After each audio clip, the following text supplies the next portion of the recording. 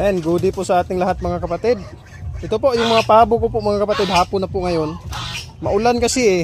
So tinuturuan ko na dumapo po sila dito sa ginawa kong dapuan na may bubong. Ayan, may ilaw pa naman dyan. Hindi kasi dito namamahinga eh. Dito sa maputik na area, doon banda sa unahan, doon sila namamalagi. Tapos kagabi napakalakas ng ulan. Yung nangyari kaninang umaga, sobrang lamig, lalo na ito itong mga bagong pakawala. Ayan, itong araw pa po yung napakawalan dito sa lupa. So hindi pa nila masyadong kaya yung lamig, lalo na napakaputik pa. Ayun, maging sanhi yun ang pagkakasakit nila eh.